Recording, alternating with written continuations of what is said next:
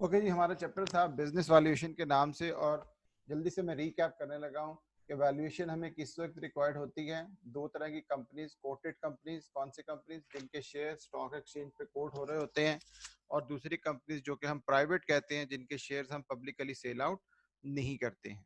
ठीक है। आमतौर पर बिजनेस की वैल्यूएशन हम रोज का काम नहीं होता, लेकिन किस वक्त हमें जरूरत होती है, जब कभी किसी दूसरी कंपनी ने या हमारी कंपनी को टेक ओवर करना हो, या हमारी कंपनी ने किसी दूसरी कंपनी को क्या करना है, टेक ओवर करना है। आमतौर पर ये किस में आता है, पब्लिक लिमिटेड कंपनीज में, या वो कंपनीज जिनके शेयर स्टॉक एक्सचेंज पे कोट हो रहे होते हैं। दूसरा क्या है कि जब शेयर होल्डर्स, कोई बड़ा शेयर होल्डर अपनी होल्डिंग का कोई हिस्सा जो है वो क्या करना चाह रहा है, बेचना चाह रहा है। सही है। अनकोटेड कंपनीज, याद रखिए ज्यादातर जो हमने परचेज करनी होती है वो छोटी कंपनीज होती हैं। ठीक है। या जो इतनी ज्यादा स्ट्रांग नहीं होती, और अपने आप को या तो वो सेल आउट कर देते हैं, या वो फिर कन्वर्ट हो जाते हैं किसमें, बड़ी कंपनी में।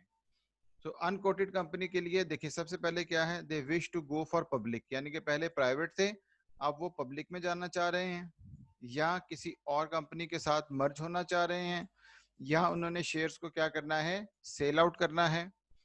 आम तौर पर बहुत थोड़े पर्पस के लिए होता है, लेकिन सम टाइम टैक्स पर्पस के लिए हमें बिजनेस की वैल्यूएशन क्या होती है, रिक्वायर्ड होती है। ठीक है।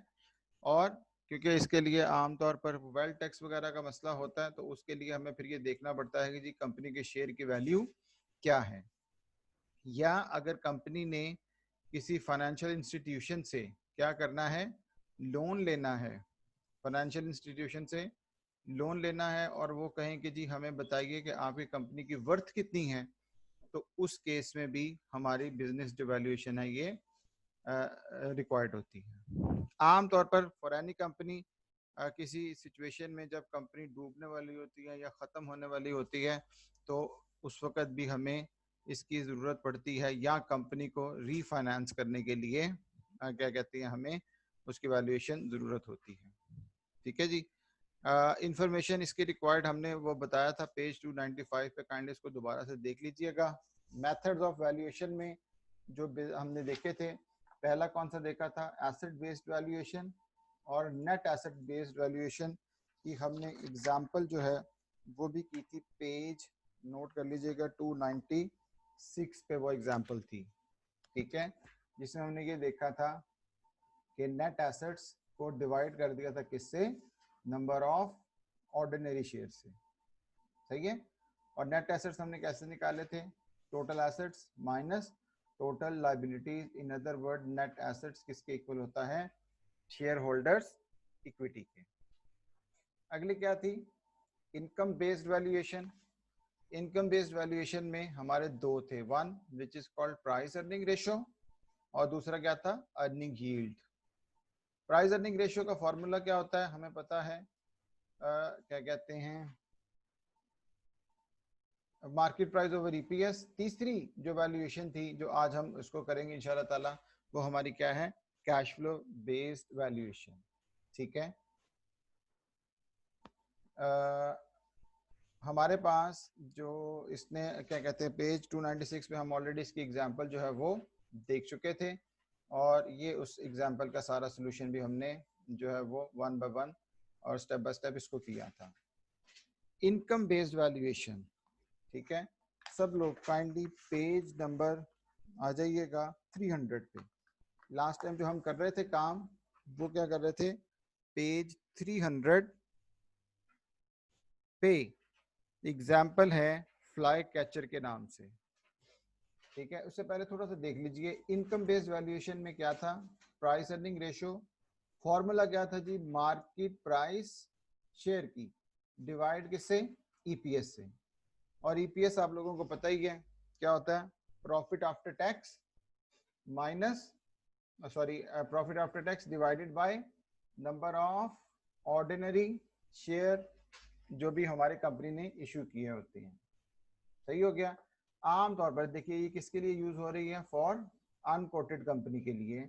जब हम इसको करेंगे तो किस तरह से, price earning ratio is equal to market price over EPS. तो ईपीएस को ये क्रॉस मल्टीप्लाई कर देंगे किसके साथ, प्राइस अर्निंग रेशियो से। अगर आप एरोज को फॉलो करते जाएं तो आपको बिल्कुल इजीली बात समझ आती जाती है। प्राइस अर्निंग रेशियो जो है वो हम किस तरह से लेंगे, सैंपल कंपनी। सैंपल कंपनी से क्या मुराद है, जो ऑलमोस्ट सिमिलर कंपनी होती है, क्योंकि प्राइवेट लिमिटेड कंपनी का मैंने पहले बताया कि शेयर का जो है वो मार्केट प्राइस के ऊपर उसकी कोटेशन नहीं होती। सो दैट इज व्हाई हम क्या करेंगे कि जो सिमिलर कंपनी होगी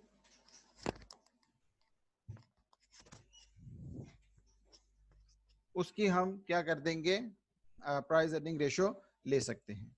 सो मार्केट प्राइस फिर किस तरह से निकल आएगी, that is equal to EPS multiply by price earning ratio. जिस तरह से हमने उसने लास्ट एग्जांपल दी थी कि ए प्राइवेट लिमिटेड कंपनी है और ई जो है वो पब्लिक लिमिटेड कंपनी है, इस तरह से हम इसको लेके चल सकते हैं। एग्जाम्पल पे आइएगा जी, हमने ये देखिएगा जी पेज 300 पे एग्जाम्पल स्टार्ट की हुई थी। मैं एग्जाम्पल दोबारा से पढ़ने लगा हूँ, एग्जाम्पल खत्म करेंगे, इसके बाद हमारा जो नेक्स्ट तीसरा है कैश फ्लो वैल्यूएशन, उसको आज हम इंशाअल्लाह ताला कंप्लीट कर देंगे।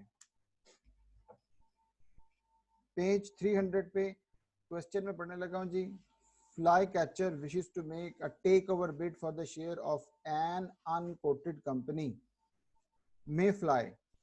ठीक है, फ्लाई कैचर है और दूसरी है जी Mayfly. The earnings of Mayfly over the past 5 years। ठीक है, मे फ्लाई के मैं यहाँ पर लिखने लगा हूँ, ये उसका सारा उसने हमें बताया हुआ है 2000 से 2004 तक 5 साल के उसने हमें प्रॉफिट्स बताए हुए हैं जी।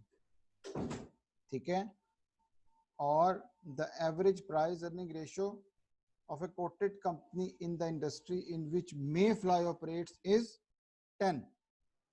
Quoted company which are similar in many respects to Mayfly are, दो तरह की हैं जी, और एक बम्बलबी और दूसरी वॉस्प। सो यहाँ पे एक और कंपनी कौन सी है जी, फ्लाई क्या कहते हैं अपना, फ्लाई कैचर ने किसको टेक ओवर करना है, मे फ्लाई को। ठीक है, सो जो हमने कंपनी खरीदनी है वो ये है और जिस कंपनी ने खरीदना है वो फ्लाई कैचर है।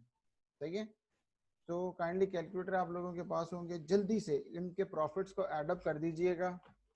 कितना निकला, 50 प्लस 72 प्लस 68 71 और 75, यही आता है जी। देखिएगा जरा जल्दी से,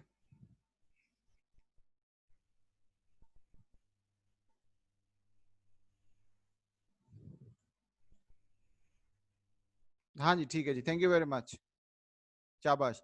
सो हमारे पास कितना आ गया जी, 336। तो यहाँ पे ये क्या है, मैंने लिख दिया इसको total profits. Total profits 5 years के कितने आ गए, 336, और years कितने हैं, years मेरे पास कितने आ गए 5। तो 336 को 5 पे क्या कर दिया मैंने, डिवाइड कर दिया। ये देखिए फॉर्मूला उसने बता भी दिया, 336 डिवाइडेड बाय 5, तो मेरे पास कितना निकल आया 67.2। इन अदर वर्ड कितना निकल आया जी, 67,200 मेरे पास क्या निकल आया, एवरेज प्रॉफिट। ठीक है, इसके बाद हमने क्या किया था, पहला साल छोड़ दिया, पहला साल छोड़ दिया और क्या किया 2 3 4 5। इन अदर वर्ड 336 में से हमने उसमें क्या किया हुआ है 2 3 4 5 को किया, तो ये कितना निकल आया 286। ठीक है, 286 को डिवाइड किया किसके ऊपर, 4 पे, तो हमारे पास ये क्या निकल आया, एवरेज प्रॉफिट 71.5 ठीक है, last 4 years। Kindly just raise your hand जी, सब लोगों को ये पॉइंट क्लियर है, ये क्यों कर रहे हैं ये मैं बताने लगा हूँ। पहले हमने क्या किया, एवरेज प्रॉफिट निकाला कितना 5 इयर्स के हिसाब से, और फिर निकल आया हमारे पास 71.5। ये हम क्यों निकाल रहे हैं, इस वजह से कि इससे फिर हमें पता चलेगा कि जो हमारी ग्रोथ है वो हो रही है कि नहीं हो रही।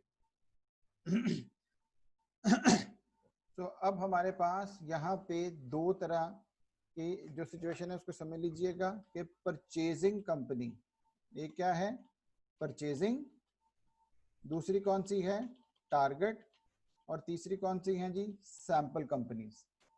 परचेजिंग कौन कर रही है, जो परचेज कर रही है कंपनी वो क्या है जी फ्लाई कैचर, फ्लाई कैचर। दूसरी कौन सी है, जिसको परचेज करना है या जिसको टारगेट करना है वो कौन सा मे फ्लाई। और सैंपल कंपनीज में हमारे पास दो हैं, बम्बल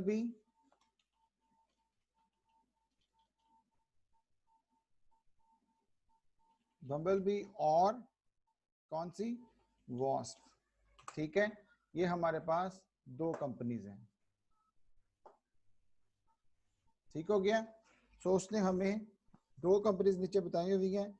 उसने कहा कि जी बम्बल बी जो है इसकी प्राइस अर्निंग, बम्बल बी की प्राइस अर्निंग क्या है हमारे पास 15 है, और इसकी कितनी है 7। यहाँ पे मैंने लिख दिया प्राइस अर्निंग रेशो।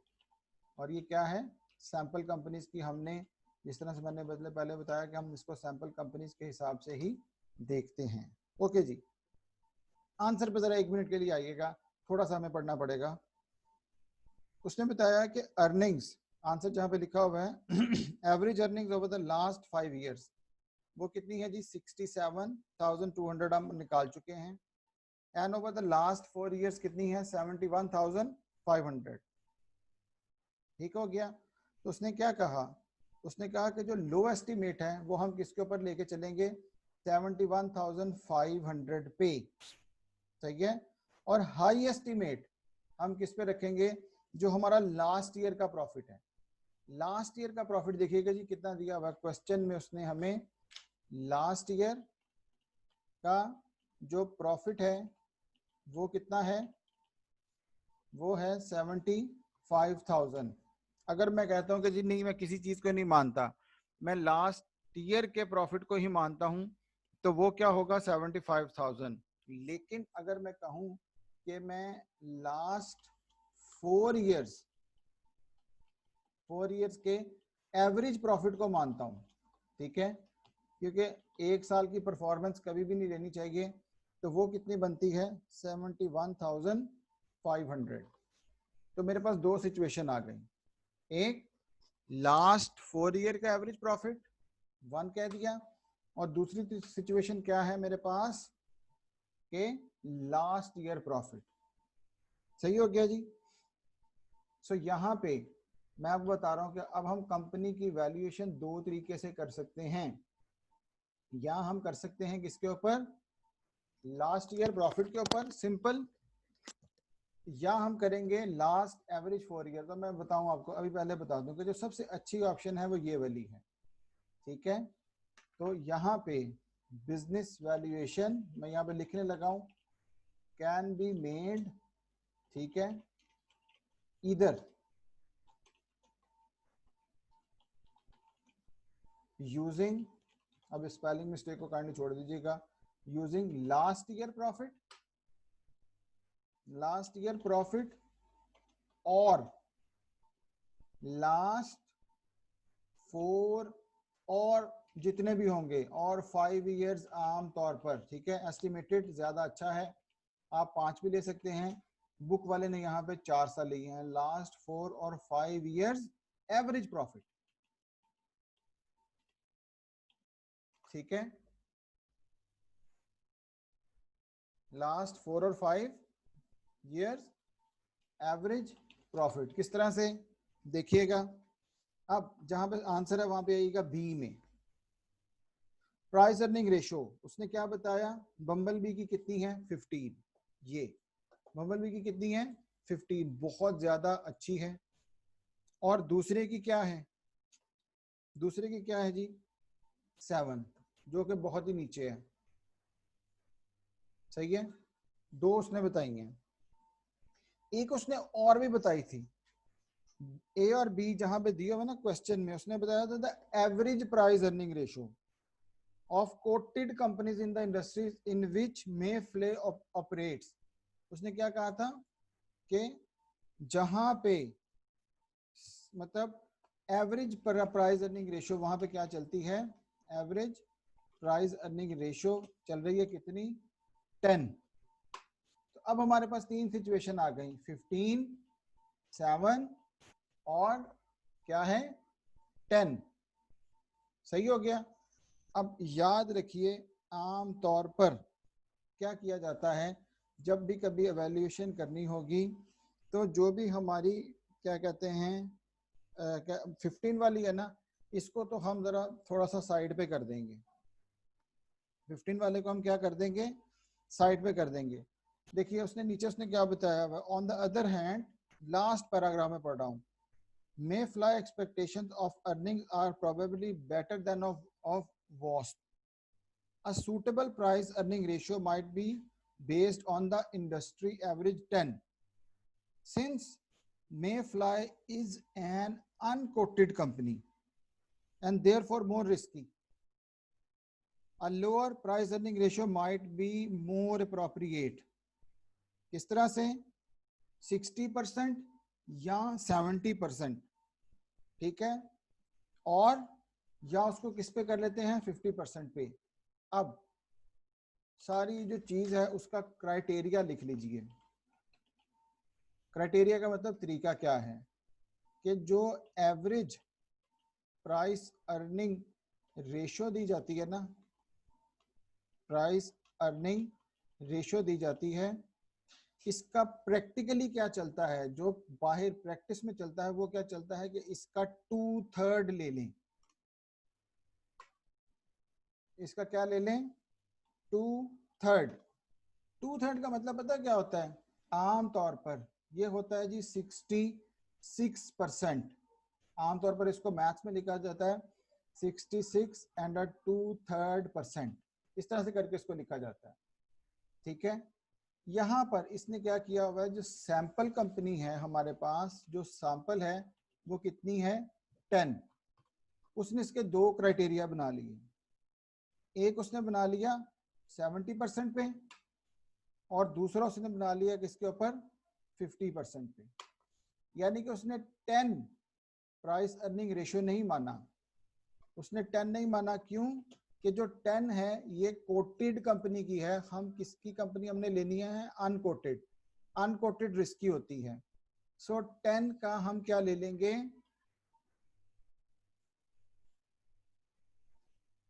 हाँ जी ठीक है, मैं दोबारा से बताने लगा आमना।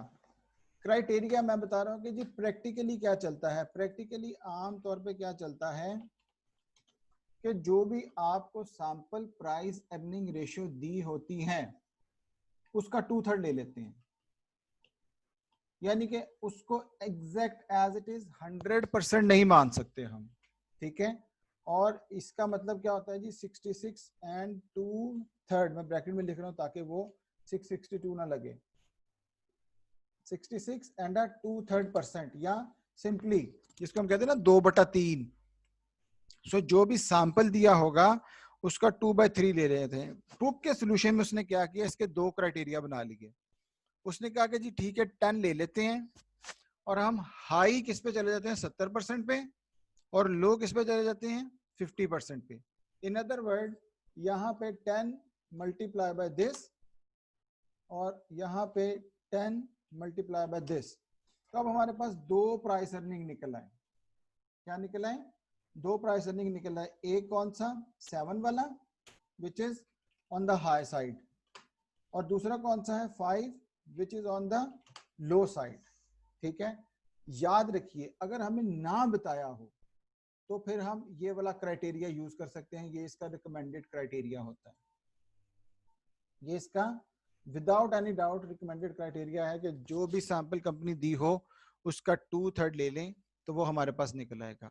फाइनली अब हमारे पास ये दो प्राइस अर्निंग जो है वो निकल आए। अब अगर आपको याद हो तो हमने कहा था कि ये प्राइस अर्निंग मल्टीप्लाई किसके साथ, ईपीएस के साथ। अब ईपीएस तो है नहीं हमारे पास, सिंपल सीधी सीधी क्या है, अर्निंग्स है। तो हम क्या करेंगे,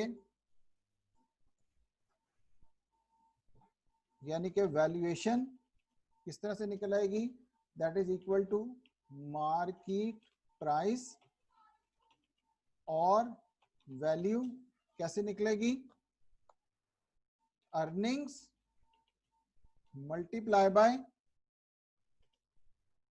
बाय प्राइस अर्निंग रेशियो। यानी कि हमारा क्वेश्चन खत्म होने लगा है। मार्केट प्राइस या उसकी वैल्यू किस तरह से निकलेगी, earnings multiply by price earning ratio. हमारे पास याद रखिए हमारे पास दो अर्निंग्स हैं, एक 7, दूसरी कौन सी है 5, और हमारे पास अर्निंग्स भी दो हैं, एक 71,500, दूसरी कौन सी 75,000। तो इसको मैं कह देता हूं कि ये मेरे पास क्या है, हाई है, और ये मेरे पास क्या है, लो है। तो यहां पे आके मैंने लिख दिया 75,000, ठीक है, और यहां पे मैंने लिख दिया 71,500, यानी कि मैं कंपनी को एक रेंज बता दूंगा, ठीक है, क्योंकि क्वेश्चन के रिक्वायरमेंट पे आइएगा, लास्ट लाइन में उसने क्या लिखा हुआ है, what would be a suitable range of valuation. तो रेंज का मतलब क्या है कि कम से कम दो वैल्यूज बताना, सही है, एक 7 और प्रॉफिट्स मेरे पास क्या है 75,000, और दूसरा मैंने एवरेज निकाला हुआ है। तो यहाँ पे वैल्यूएशन वाला फॉर्मूला मैं कौन सा लगा दूंगा, ये 30 मिनट्स के बाद लोग एंटर हो रहे हैं जी, काइंडली कोशिश कीजिए सब लोगों को अवैस अगर टाइम मिले तो एक मैसेज कर दीजिए कि आज क्लास 11 बजे स्टार्ट हो चुकी है। So market price is equal to earnings multiply by price earning ratio. So profit का क्या मतलब है जी, प्रॉफिट या अर्निंग्स एक ही बात है। सो यहाँ पे मैंने क्या किया, simple is equal to this multiply by 7, और यहाँ पे मैंने क्या कर दिया 71,500 मल्टीप्लाई बाय 5। सो ये मेरे पास क्या निकल आई, वैल्यूएशन कंपनी की दो तरह से, एक क्या निकलती है 525,000, 357,000 से 500। अब मसला क्या है, हम जब इस कंपनी को खरीदने जाएंगे तो स्टार्ट कहां से करेंगे, 357,500 से, ठीक है, और ज्यादा हम मैक्सिमम कहां तक जा सकते हैं 525,000 तक। इसके बाहर जाएंगे तो फिर ये कंपनी को खरीदना हमारे लिए इतना ज्यादा वायबल नहीं होगा, ठीक है। तो जो बहुत ज्यादा लंबी चौड़ी बात करनी पड़ी समझने के लिए, अब उसको अगर हम कंसाइज कर लें तो क्या करेंगे कि जी हम दो तरीके हैं, या तो सिंपल सिर्फ और सिर्फ किसको टारगेट बना लें, लास्ट ईयर प्रॉफिट को, या किसको टारगेट बना लें तकरीबन पिछले 4 साल के प्रॉफिट्स को। हमारी सिचुएशन में वो हमने ये बना लिया कि हमारे पास दो थे, सही हो गया। सो यहाँ पे अगर हमें दोबारा याद रहे तो हम इसको यहाँ पे एरो दे देते हैं कि जी ये यहाँ पे आ जाएगा, ओके, और ये जो है वो हमारे पास कहाँ पे आ जाएगा, ये यहाँ पे करके 75,000। तो इस तरह से हमें याद रहेगा। अब हम सैंपल कंपनी जो क्या कहते हैं प्राइस अर्निंग रेशियो थी वो 10 थी, लेकिन 10 हम एग्जैक्ट नहीं रखेंगे। तो उसने बताया था कि जी हमें, मैंने आपको बताया कि आप सिंपल क्राइटेरिया 2/3 का लगा सकते हैं। सो यहाँ पे इसने रेंज बना ली थी कौन सी, 70% और 50%, ठीक है। आप इसकी 3 वैल्यू भी बना सकते हैं, आप 50, 60, 70 भी बना सकते हैं। रेंज का मतलब मिनिमम तो 2 होता है, ज्यादा भी हो सकती है प्राइजेस, सही है। सो यहाँ पे 10 से फिर निकला है 7, दूसरी क्या निकला है 5। फॉर्मूला हमारे पास, वैल्यूएशन का फॉर्मूला हमारे पास कौन सा है, ये है जी, market price earnings multiply by price earning ratio, total valuation हमारे पास निकलेगी। सो 7 को मल्टीप्लाई कर दिया हमने किससे, 75,000 से, और 5 को मल्टीप्लाई कर दिया किससे, 71,500 से। तो ये हमारे पास, ये देखिए, ये दो वैल्यूज जो है वो निकल आई। So we can purchase this company by using these two values starting from 357 से आप कहां तक, 525,000 तक। काइंडली जस्ट कंफर्म जी, ये हो गया सब लोग जी। If you have any question मुझे काइंडली साइड पे इसको टाइप, उसके ऊपर चैट में लिख के मुझसे भी कंफर्म कीजिए, ठीक है। अदरवाइज उसने ये बता दिया होगा। ओके, सो अब हमारे पास नेट ये जो था हमने ये कर लिया जी, नेट एसेट्स बेस्ड वैल्यूएशन, इसको मैं कलर कर रहा हूँ। प्राइस अर्निंग को मैंने कर लिया, इसको मैं स्किप कर रहा हूँ जी, ठीक है। ये नहीं करना हमने, एक्स का मतलब मैंने इसको बता दिया, छोड़ दीजिए आप। अब हम सीधा किसके ऊपर आ रहे हैं, कैश फ्लो बेस्ड वैल्यूएशन पे, ठीक है जी। अर्निंग यील्ड्स को मैंने स्किप करवा दिया, पेज 302 पे आ जाइएगा जी। ऑलरेडी आप लोगों ने किया हुआ है शुरू में भी, अभी आप देखेंगे तो क्या कहते हैं, इजी हो जाएगा हमारे लिए। कैश फ्लो बेस्ड वैल्यूएशन में क्या था, डिविडेंड वैल्यूएशन मॉडल, और दूसरा क्या है जी, डिस्काउंटेड कैश फ्लो, या जिसको हम पहले पढ़ चुके हैं, क्या, इनायत अली शाह साहब 3:35 मिनट हो गए हैं जी।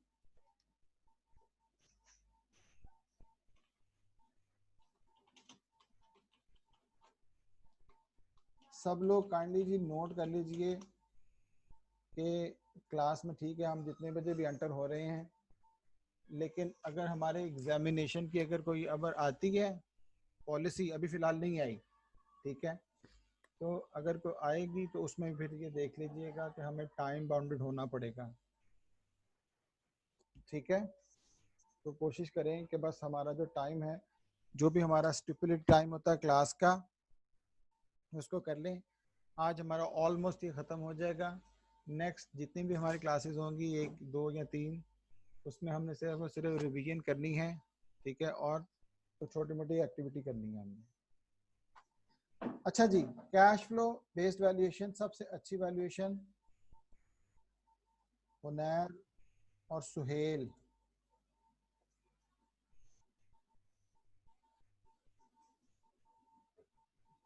हुनैर और सुहेल बेटा 35 मिनट्स गुजर चुके हैं। अच्छा जी, कैश फ्लो बेस्ड वैल्यूएशन पे आइएगा जी। हमारे पास दो तरह की वैल्यूएशन आती हैं जी, एक क्या है, डिविडेंड वैल्यूएशन, और दूसरी क्या है हमारे पास, डिस्काउंटेड कैश फ्लो। सो सीधा क्वेश्चन पे आते हैं तो हमें फिर इजीली समझ आ जाएगा जी। देखिएगा question, target paid a dividend of 250,000 this year. Target paid a dividend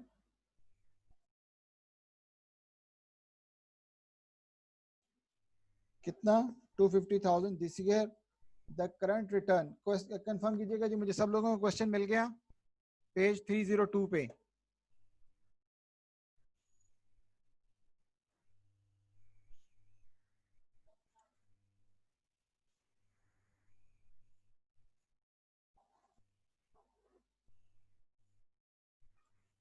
okay जी, so the current return to the shareholder of companies in the same industry as target is 12%। so मैं यहाँ पे लिखने में लगा हूँ जी पेज 302, ठीक है। क्वेश्चन में यहाँ पे लिखने लगा हूँ, कंपनी का नाम क्या है जी, टारगेट, और रिटर्न, रिटर्न की परसेंटेज उसने हमें क्या बताई है, उसने हमें परसेंटेज बताई थी कितनी, 12%।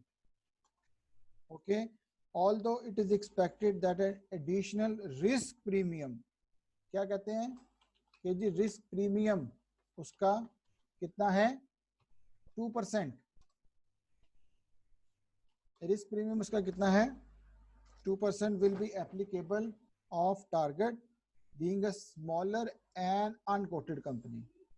क्या कहता है, क्योंकि अनकोटेड कंपनी है तो वो क्या होगी, रिस्की होगी, तो इसका रिस्क प्रीमियम इसमें ऐड करना पड़ेगा कितना, 2%। Compute the expected valuation of target. अब याद रखिए जब भी वो वर्ड यूज करेगा कौन सा, डिविडेंड का, जब भी वो यूज करेगा वर्ड किसका, डिविडेंड्स का, तो हमें कौन से चले जाएंगे, डिविडेंड वैल्यूएशन मॉडल के ऊपर।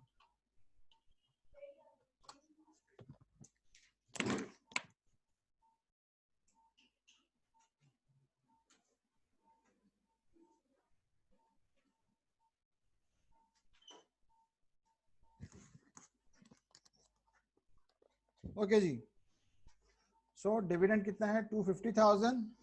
सो अब याद रखिए रिटर्न को हम क्या कहेंगे, आप लोगों ने पहले पढ़ा होगा जी, सब लोगों ने, कॉस्ट ऑफ इक्विटी या कॉस्ट ऑफ कैपिटल। किस तरह से बताते हैं इसको, ये KE, इस तरह से करके आप लोगों ने पहले भी देखा होगा इसको। तो इसको क्या कर देंगे, कैसे करेंगे, यहाँ पे टारगेट का रिटर्न कितना है जी 12% और रिस्क कितना है 2।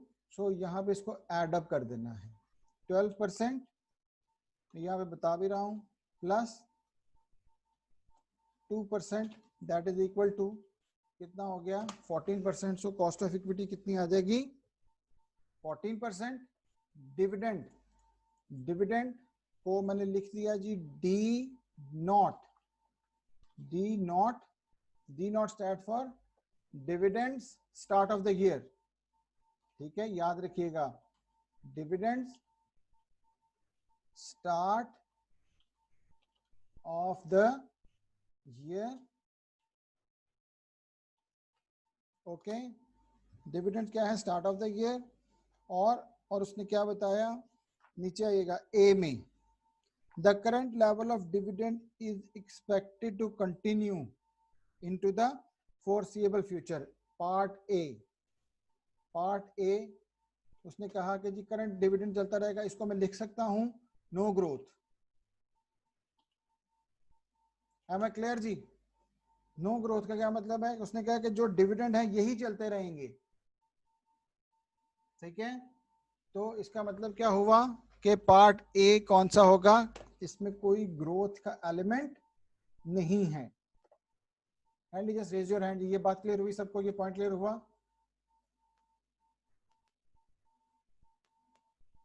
हाँ जी, पार्ट ए में उसने क्या कहा कि जो करंट डिविडेंड है यही चलते रहेंगे, और इसका मतलब फिर क्या हुआ कि इसमें कोई भी ग्रोथ का एलिमेंट नहीं है। सो फॉर्मूला लिख लीजिए अपने पास, हमारे पास ये फॉर्मूला क्या होगा, ये P not is equal to क्या है, D0 divided by KE। Already हमें ये पहले हमने पढ़ा हुआ है, D0 डिवाइडेड बाय KE। सो यहाँ पे क्या निकल आएगा, इस तरह से मैं पहले यहाँ पे वैसे लिखने लगा हूँ, 250,000 डिवाइडेड बाय 14%, डिवाइडेड बाय 14%। और इसी को मैंने जब इसको कैलकुलेशन की तो यहाँ पे इसका आंसर आ गया कितना, 1785714। इसके मैंने कर लिया जी थोड़ा सा डेसिमल प्लेस कम, और ये आ गया जी मेरे पास 1785714, और यहाँ पे मैंने लगा दिया डॉलर। यानी कि ये कंपनी मैं इस सिचुएशन के हिसाब से, इस सिचुएशन के हिसाब से कितने की परचेज कर सकता हूं, इतने डॉलर्स की। अगर ये डिविडेंड देते रहे 2.5 लाख और इनकी कॉस्ट ऑफ इक्विटी कितनी हो 14%, तो मेरे पास पार्ट ए के हिसाब से नो ग्रोथ अगर होगा तो I can purchase this company, ठीक है, अप टिल दिस अमाउंट। यानी कि यहां तक मैं इसको क्या कर सकता हूं, परचेज कर सकता हूं। अब आ गया जी पार्ट बी। पार्ट बी पे आइएगा, the dividend is expected to grow at a rate of 4%। कहते हैं जी डिविडेंड कितने चलता रहेगा 4% तक। अब यहाँ पे क्या आ गया विद ग्रोथ और इसको मैं कह देता हूं ब्रैकेट में कांस्टेंट ग्रोथ, ठीक है ना, यानी कि क्या रहेगा ये ग्रो करेगा लेकिन कांस्टेंट नेचर में, ठीक है। सो यहां पे फॉर्मूला क्या होगा P not is equal to D not into 1 plus G divided by K E minus जी। ठीक हो गया, फॉर्मूला अपने पास लिखते जाइएगा। ऑब्वियसली जब आप पेपर में या उसमें करेंगे तो ये आपके पास ही होंगे, एक पेपर पे सब लोग इसको कलेक्ट करते जाएं।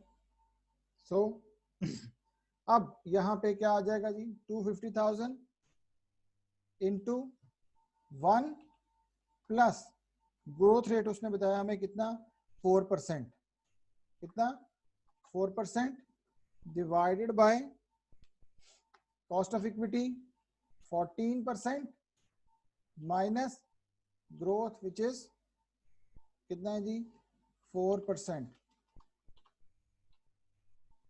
तो इसको जब उसने कैलकुलेट किया है तो कैलकुलेट करने के बाद आंसर निकला है जी हमारे पास 2600,000। मैंने उसको वैसे लिख दिया 2600,000। सो अगर हम इस सिचुएशन से चलेंगे, अगर हम इस सिचुएशन से चलेंगे तो मैं फिर इस कंपनी को परचेज कर सकता हूं कितना 2.6 मिलियन डॉलर से, बिकॉज यहाँ पे कोई ग्रोथ नहीं है तो देखें वैल्यू भी कम आ रही है। यहाँ पे उसका ग्रोथ का एलिमेंट है कितना 2600। सो यहाँ पे उसके पैसे जो है वो फिर क्या बन रहे हैं ज्यादा बन रहे हैं। काइंडली जी जस्ट रेज योर हैंड जी, यहाँ तक सब लोगों को क्लियर है? सिंपल से वही हमारे पास दो फॉर्मूला है, एक ग्रोथ रेट के बगैर, दूसरा विद ग्रोथ रेट। तो हमारे पास ये दोनों ही जो हैं वो फॉर्मूले ऑलरेडी हमारी नजर से गुजरे हुए हैं। अब आ गया जी पार्ट सी। पार्ट सी क्या है? The dividend is expected to grow 3% for 3 years, 3% चलेगा जी, और एंड 2% आफ्टरवर्ड्स। तो अब मैं क्या करूंगा विद ग्रोथ, लेकिन अब कांस्टेंट नहीं है। अब इसको मैं क्या कह सकता हूं, ये कह सकता हूं कि ये अब क्या है वेरिएबल ग्रोथ, यानी कि ग्रोथ क्या हो रही है अब वेरी कर रही है, चेंज हो रही है। क्लियर जी? यहां तक ये सब लोग काइंडली कंफर्म कीजिएगा। नो ग्रोथ, यहां पे क्या है विद ग्रोथ, और तीसरा क्या आ गया वेरिएबल ग्रोथ। पेज 303 पे काइंडली जरा कैलकुलेटर अपने पास देख लीजिएगा। हमारे पास अब मैं यहाँ पे लिख रहा हूँ ईयर 1, यहाँ पे लिख रहा हूँ ईयर 2, यहाँ पे लिख रहा हूँ 3, ठीक है, और यहाँ पे लिख दिया मैंने 4। डी नॉट क्या था, ये पे मैंने लिखा हुआ जी dividend at start of the year, ठीक है। तो काइंडली मुझे जरा निकाल के दीजिएगा 250 का 3% कितना आता है?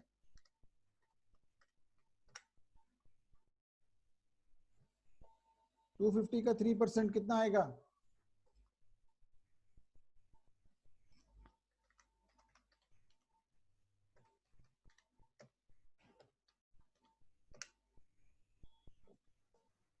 कितना आएगा 70, हाँ जी 500। अब एक काम कीजिए इसको 250 में ऐड अप कर दीजिए।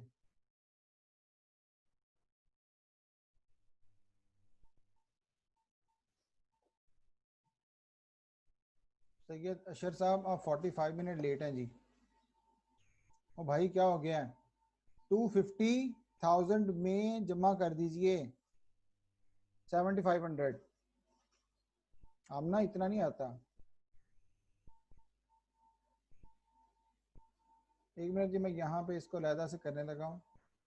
ये देखिए डी नॉट हमारे पास कितना है 250,000, ठीक है, is equal to this multiply by कितने परसेंट, 3%, और यहाँ पे आ जाएगा ये प्लस दिस 257,000, और इसको मैंने कर दिया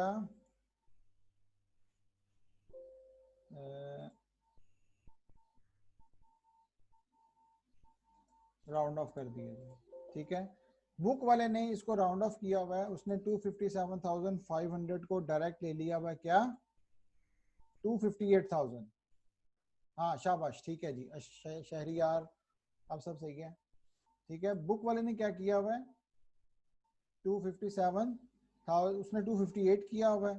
ठीक है, हम इसको 258 ही कर देते हैं, मैंने इसको राउंड कर दिया जी, कितना 258, 257,500 को मैंने राउंड ऑफ कर दिया कितना 258,000, और यहाँ पे मैंने इसको लिख दिया विदाउट उसके क्या कहते हैं 258 लिख दिया जी मैंने यहाँ पे, सही हो गया। नेक्स्ट, अब इस 258 का 3% लेके इसमें ऐड कर दें, या 258 को मल्टीप्लाई कर दीजिए 1.03 से, is equal to this multiply by 1.03। सब लोग दोबारा देख लीजिए, दो तरीके हैं हमारे पास। लंबे वाला तरीका क्या है कि 3% ऐड करके निकालें फिर उसको करें, या सीधा सीधा क्या कर दें उसको, हाँ जी ठीक है जी, ये कर दीजिए, ये किया हमने तो ये कितना आ गया जी 265, और इसको मैंने कर दिया जी राउंड ऑफ, तो ये हो गया जी 266, मैंने इसको राउंड ऑफ कर दिया। यहाँ पे आए और यहाँ पे मैंने इसको मल्टीप्लाई कर दिया अगेन 1.03 से, तो ये मेरे पास कितना निकल आया 274। हाँ जी शाबाश जी, थैंक यू वेरी मच। तो अब मेरे पास क्या निकल आया, मैंने इसको राउंड ऑफ किया हुआ जी, आप राउंड ऑफ ना करें आपकी अपनी मर्जी है, कोई मसला नहीं, सही हो गया। आखिरी साल 3 सालों के बाद उसने क्या कहा था कि 3% नहीं रहेगा, क्या हो जाएगा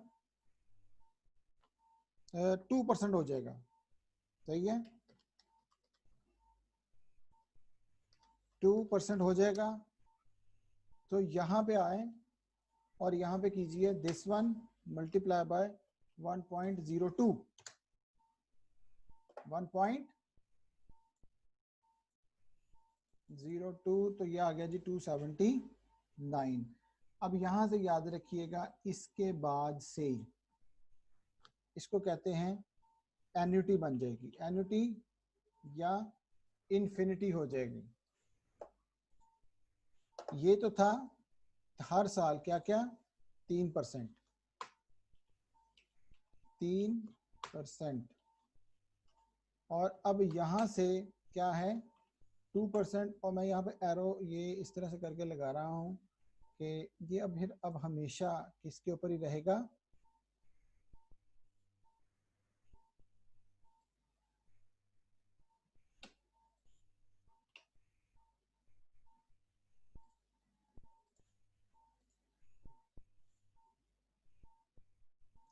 ये देखिए अब ये हमेशा किसके ऊपर रहेगा 2% पे, सही हो गया।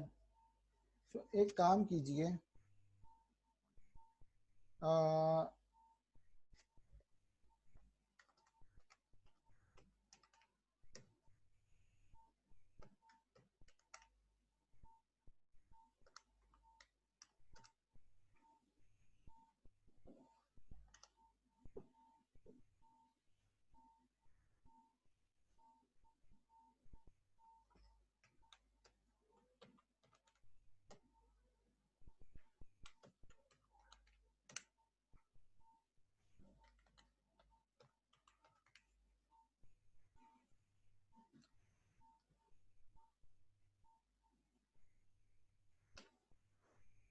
काइंडली 1 मिनट होल्ड कीजिएगा जी।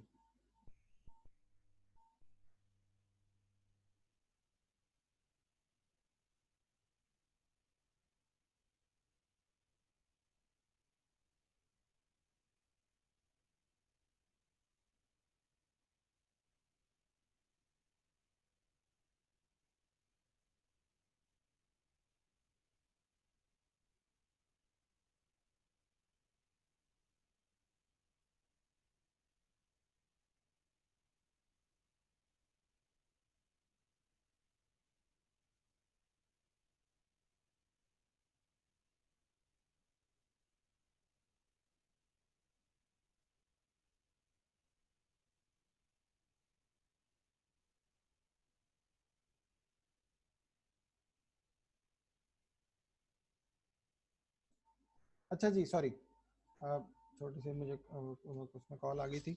यहाँ पे क्या आ गया थी, यहाँ पे क्या था 3%, 3%, फिर 3% और फिर लास्ट क्या रह गया हमारे पास 2%। अब सिर्फ यहाँ पे ये देखिएगा, अब यहाँ पे मैंने लिख लिया डिविडेंड, ठीक है, और यहाँ पे लिख लीजिएगा annuity to infinity, annuity to infinity. तो इसको आपने कैसे निकालना है याद रखिएगा, ये इसको ऐसे निकालना होता है कि जी 1 डिवाइडेड बाय ग्रोथ रेट, ठीक है, सॉरी 1 डिवाइडेड बाय के ई, के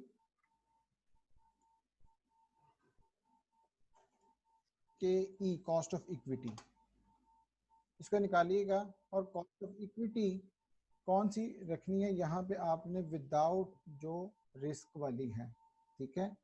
कैलकुलेट कीजिएगा काइंडली, मैं लिखने लगा हूँ यहाँ पे 1 डिवाइडेड बाय 0.12, 1 डिवाइडेड बाय 0.12, क्या आंसर आता है? 1 डिवाइडेड बाय 0.12 क्या आंसर आया जी, देखिएगा।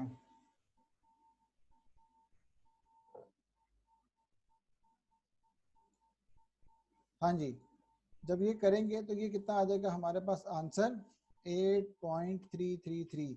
ये क्या है जी, इसको कहते हैं इन्फिनिटी फैक्टर, इन्फिनिटी फैक्टर। और याद रखिएगा इन्फिनिटी फैक्टर हमेशा सिंपल कॉस्ट ऑफ इक्विटी पे निकालते हैं, कॉस्ट ऑफ इक्विटी पे, ठीक है।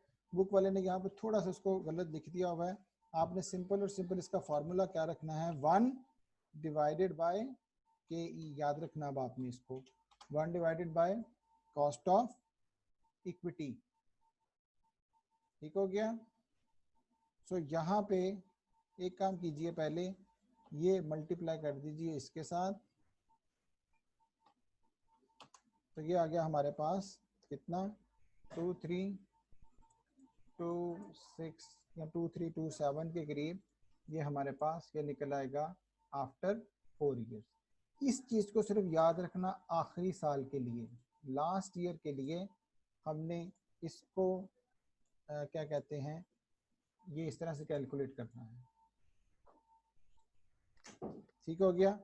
अब डिस्काउंट फैक्टर निकालिएगा, डिस्काउंट फैक्टर एट कितने पे, 14% पे। तो किस तरह से निकालेंगे वो आपको पता ही है, 1.14 की पावर -1 क्या आया, देखिएगा यही आएगा हमारे पास,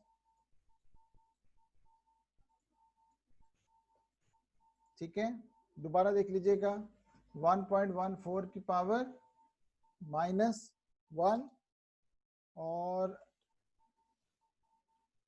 इसी को मैंने यहाँ पे कॉपी कर दिया, लेकिन यहाँ पे आके मैं इसको क्या करूँगा 2, यहाँ पे मैं इसको क्या करूँगा जी 3, और यहाँ पे 4, ठीक है, 1 2 3, और यहाँ पे आके ना इसको यही रहने दीजिएगा 3, क्योंकि ये कांस्टेंट हो जाता है उसके बाद, एन्युटी के बाद, क्योंकि हम यहाँ पे इसको क्या कर चुके हैं, सारा निकाल चुके हैं, तो लिहाजा 3 के बाद ये यही रहेगा, ठीक है। सो इसमें पॉइंट नंबर हमने क्या देखना है, सबसे पहला कि जी पहले 3% से इंक्रीज हुआ, 1 2 3, और 4 में आगे किससे इंक्रीज हो रहा है 2%, और वो फिर क्या चलेगा, एन्युटी चलेगी। एन्युटी का जो फैक्टर है वो किस तरह से निकालेंगे, 1 divided by cost of equity, वो कितना निकल आया 8.33, तो ये टोटल कितना निकल आया 2327, ठीक हो गया। डिस्काउंट फैक्टर किसके ऊपर निकाला, हमने निकाला हुआ 14%, पहले साल का निकला 0.87, दूसरे का निकला 0.769, और तीसरे से ऑनवर्ड वही रहेगा, ठीक है, kindly just raise your hand जी, यहां तक मुझे सब लोग कंफर्म कीजिएगा पहले।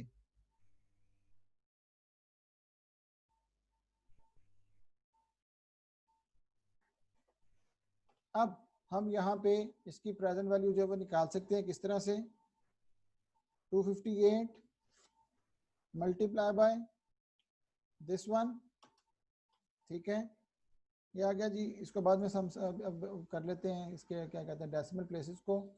इसी तरह से this one multiply by this, ठीक है, then this one multiply by this, लेकिन यहाँ पे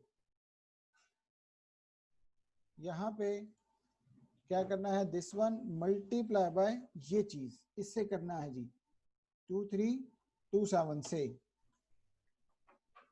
ठीक है।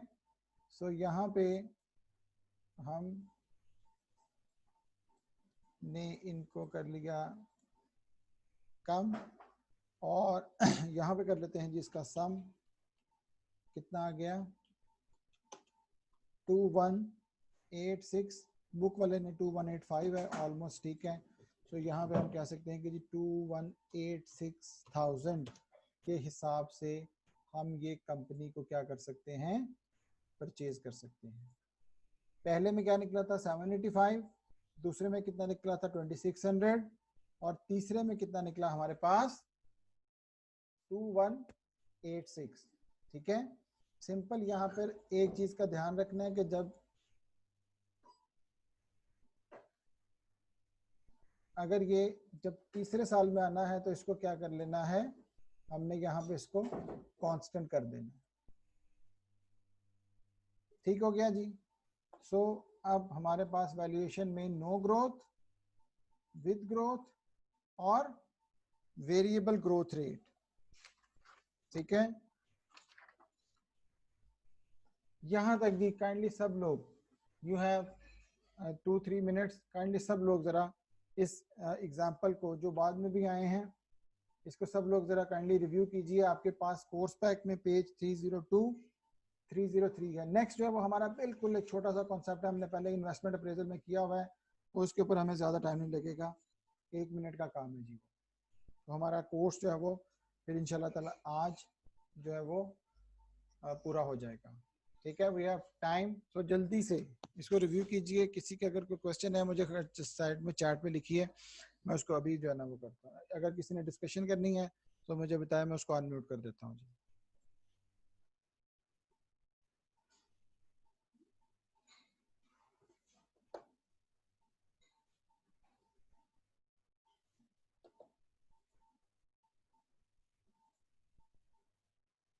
फहीम, आपने पूछना कुछ?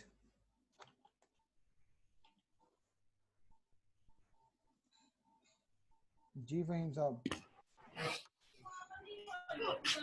फहीम पूछना आपने कुछ? नहीं। अब ऐसा आपने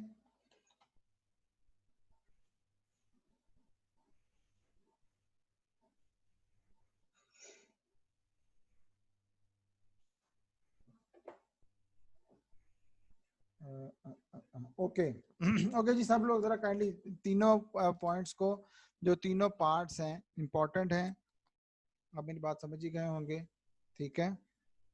अच्छी तरह से देखिए, पहला नो ग्रोथ, दूसरा कांस्टेंट ग्रोथ, और तीसरा क्या है, variable growth rate.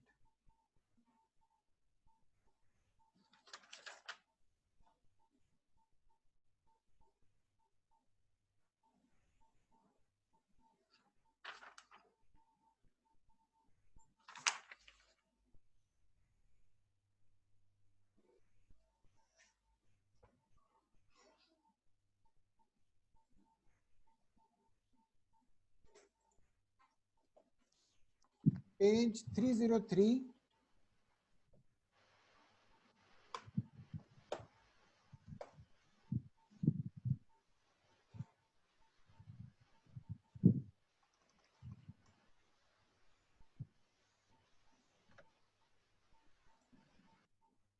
Page 303 example है जी हमारे पास, लास्ट एग्जाम्पल है। मैं सिर्फ जल्दी से इसको बताऊंगा क्योंकि आप लोगों ने ऑलरेडी पहले इन्वेस्टमेंट अप्रेजल में इसको बड़ा डिटेल में किया हुआ 4.1, ठीक है। यहीं से मैं इसको सब बताने लगा हूँ जी कोर्स पैक से ही।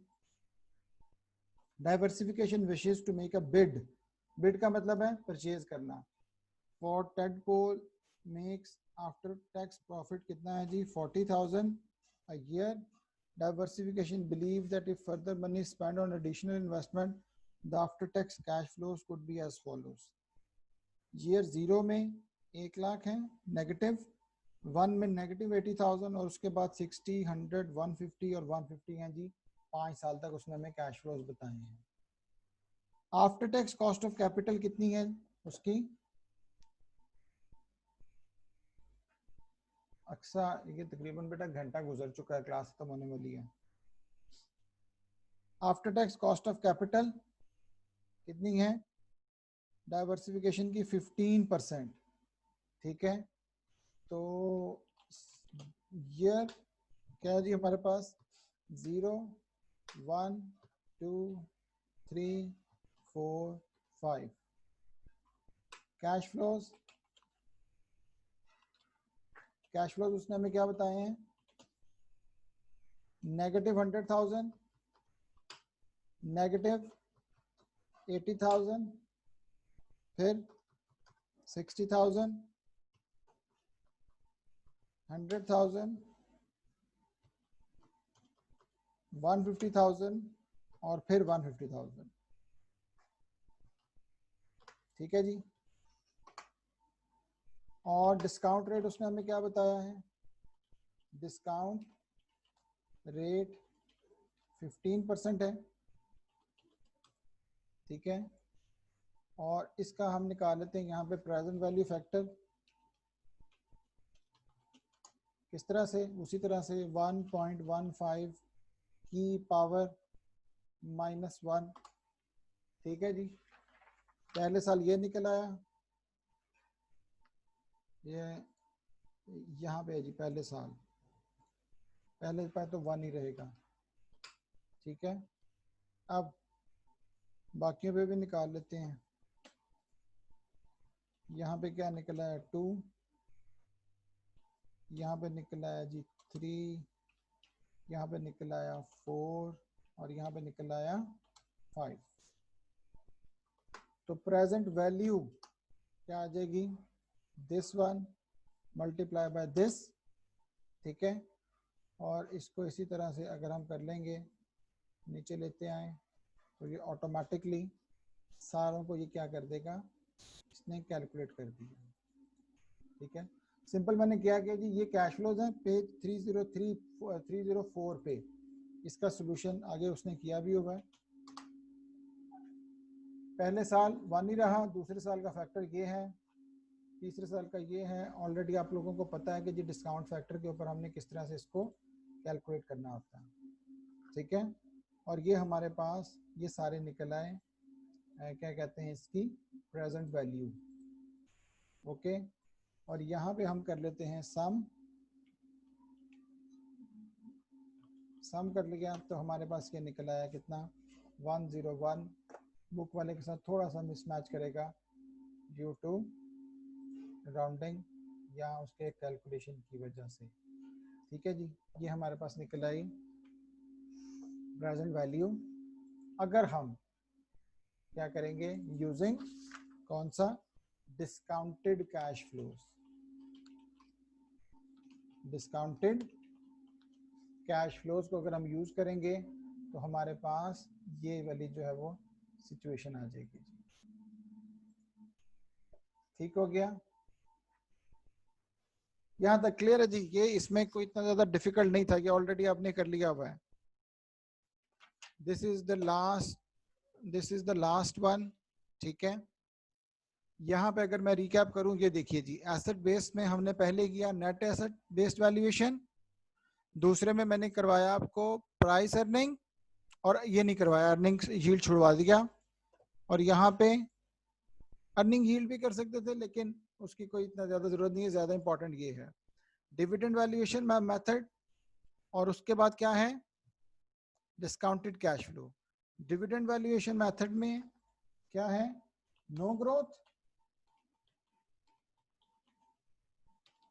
नो ग्रोथ, फिर क्या है? कांस्टेंट ग्रोथ, और तीसरा क्या था? Variable growth.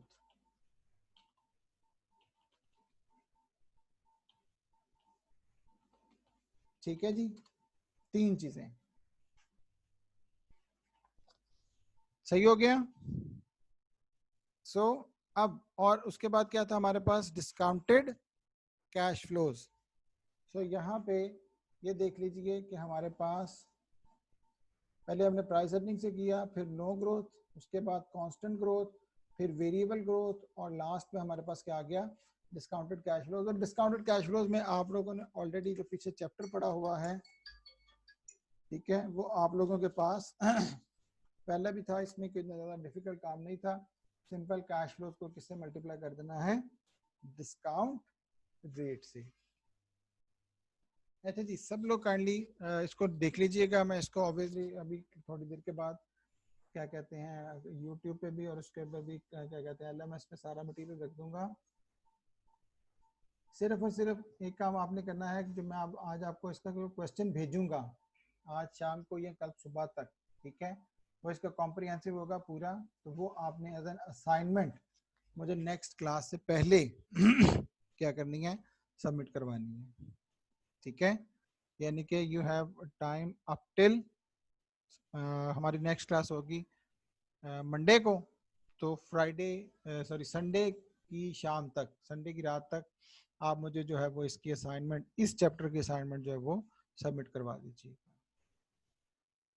ठीक है जी, everyone is clear? Kindly just raise your hand जी।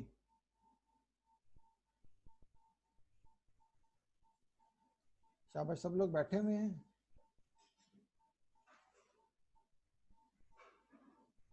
जी मैं बिल्कुल एक्सेल शीट भी साथ में, ऑब्वियसली मैं LMS के ऊपर रख देता हूँ इसको, तो क्या कहते हैं क्या कहते हैं अपने के आपको ये सारा मटेरियल अभी तकरीबन मैक्सिमम आधे घंटे में मिल जाता है।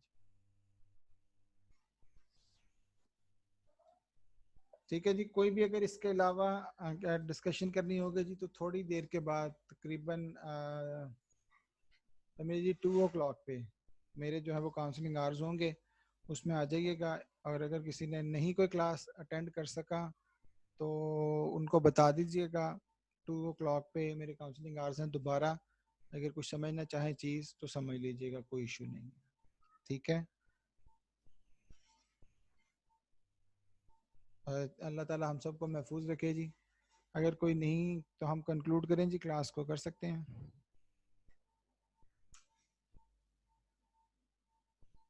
यार शाहजेब, फाइनल एग्जाम का बेटा अभी तक ना मेरे पास इसका कोई जो है ना वो ब्लैक एंड वाइट या रिटन फॉर्म में नहीं आया। जैसे ही आएगा ऑब्वियसली आप लोगों को पहले इन्फॉर्म करेगा एग्जामिनेशन डिपार्टमेंट, मेरे पास आएगा तो मैं आपको ज़रूर जो है वो करूँगा। बाकी एग्ज़ाम कैसे होंगे जो नज़र आ रहा है वो तो यही है कि यही ऑनलाइन ही होंगे। कोशिश करेंगे अभी तक हमने जितना आसान काम किया है एक फाइनल एग्जाम में इंशाअल्लाह उसी तरह से आसानी से हम करें।